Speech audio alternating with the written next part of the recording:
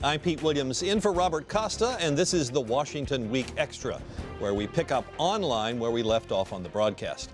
The former FBI Director James Comey's upcoming memoir isn't out for a month, but it's already a #1 bestseller on Amazon. A Higher Loyalty, Truth, Lies, and Leadership hits the shelves April 17th. The publisher is being very careful to avoid any leaks from Comey's account of his relationship with President Trump. But I want to ask you, Jonathan, Axios is reporting that Comey plans to set the record straight. So what else do we know? Well, one of the most interesting. Well, firstly, I should say we know nothing. So that's but that's never the bedrock. Yes. But you know, I'm on TV, so let me tell you. One of the most interesting things about James Comey is he was a prolific note taker. He wrote lots of memos, and we're not just talking about the famous memo, which was the discussion of his private dinner with Donald Trump, which became big news. He's taken, our understanding is, and we've been told this by people familiar with the book, is he has written similar memos throughout his career. And if you read his memos, they have this cinematic sort of eye for detail. And, you know, a good memo writer makes for an interesting book writer. So I think we're going to see a lot of interesting behind-the-scenes details from a guy who seems to have a sort of novelist's eye for detail. Is the Trump White House sort of ready for trouble when this book comes out? Well, you know, look at how Fire and Fury did, right? And that was certainly not somebody who had the same vantage point that James Comey did. I think it's going to be a major event. Now, the difference is that Comey has already testified publicly about this, and certainly the contours, at least of his major interactions with President Trump, have been known because they're the subject of news and investigations. But, you know, I'm looking forward to reading it. I'm sure we all will. I think it'll be a big media firestorm, but I also, to Susan's point, wonder how much of it is actually going to be new and sort of revelatory, especially considering some of it is probably classified or the subject of an ongoing investigation. There's a lot that he probably can't say in addition to what he will say. Right. Although he'd get in trouble, in fact, if he did, right? Yeah. Because people would then say, well, how come you didn't tell Congress this when we asked you about it? Although I'm told that he hasn't really talked to Bob Mueller much about what's going to be in the book. Well, the other notable thing that happened was Tuesday, Democrat Connor Lamb won a special election for Pennsylvania's 18th Congressional District. That's a suburb outside Pittsburgh.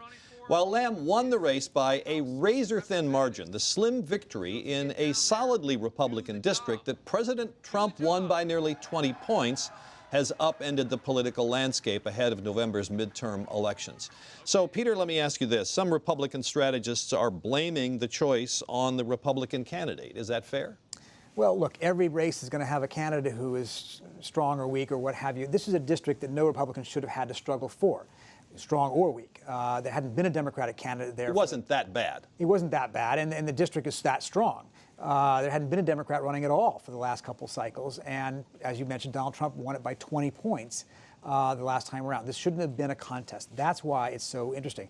Not that one seat matters, not that one race matters. It's a question of a trajectory. Are we seeing increasing evidence that the suburbs in America are in revolt against Donald Trump? That's what we're looking to see whether it's sustained in the fall.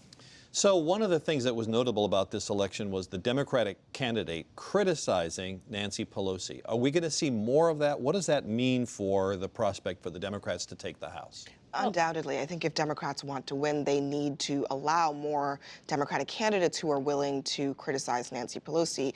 The path to a Democratic majority in the House now is similar to what it was in the past, which is that they need to reconstitute a moderate faction within the party. The party is very liberal at the moment, and Nancy Pelosi is a smart enough politician to know that this is probably going to happen, and she's okay with it. I think she understands that some folks are going to need to distance themselves from her in order to win, and the question remains whether the base, the very liberal progressive base, is going to be willing to come out and support more moderate candidates like Connor Lamb in races like that Pennsylvania race. It seems that the evidence of the past week is that maybe they will. If that continues, then it could be a good sign. Look, I mean, first of all, beware of drawing sweeping national trends from a House special election, right? Number one, although both parties spent, and the Republicans in particular, spent millions and millions of dollars on this because they were so afraid of the narrative. They're afraid of people like you saying and you saying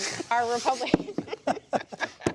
Republicans going to lose, the suburbs, and therefore it's all about President Trump. They literally wasted millions of dollars. It's like they lit it on fire. Well, for a seat, by the way, is going away. Well, it was me. I admit it.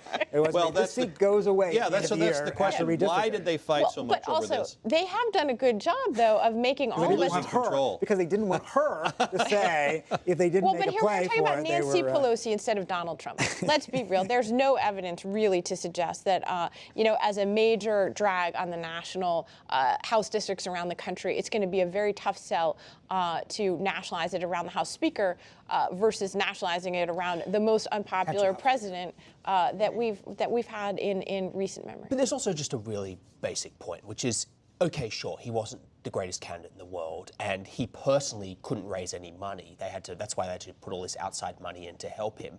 However, it's a 20-point Trump district.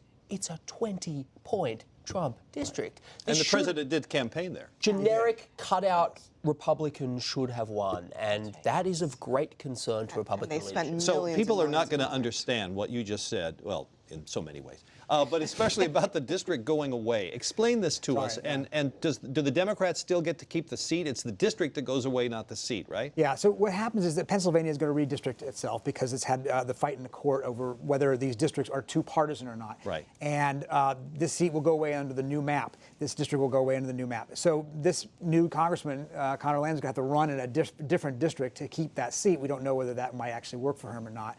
And the point is... Run when? In the fall, because this is only a special election that gets you from March until November. Okay. It was a vacant seat, vacated by another congressman who resigned. So it doesn't really necessarily mean anything. I agree. But it's the trend line that should be concerning to President Trump and his people, because they lost so badly in the Virginia suburbs in the governor's race last year. They lost this Alabama race. Special circumstances doesn't necessarily mean anything. You don't have an accused child molester in every race. But they have not had a lot of good news. Well, to put it quite simply, Susan, how can this be anything but a repudiation of President Trump or a rejection of him? I think, is there a question mark at the end of it? I think we all agree that clearly this is very much a vote that's about President Trump. And actually, speaking to the national trend line, I saw the other day after the election, somebody went and did the math. There's something close to 19 districts held by House Republicans right now where actually President Trump received less in their district than he received in this district. So that is definitely a warning sign for House Republicans looking to keep their majority. Got to go, but very quick question. What are the odds that the Democrats will get the House in the fall? A lot of Republicans are telling you 50-50-ish right now, which is a sign that even Republicans are very pessimistic about them holding on to it because of this wind of change. They're better than that, because historically, it is the aberration when the party that holds the presidency in the first midterms, like just on pure history and the generic ballot. And Republicans are going to be in trouble in some of these blue states, like New York, like California. The few seats they have left are going to be in danger. This Pennsylvania redraw of the map puts a few more seats in the Democratic hands, potentially. All right, thank you all very much. While you're online, take the Washington Weekly News Quiz and find out what current Prime Minister began his career working as an intern on Capitol Hill. I'm Pete Williams. Robert Costa is back next week. Enjoy your weekend.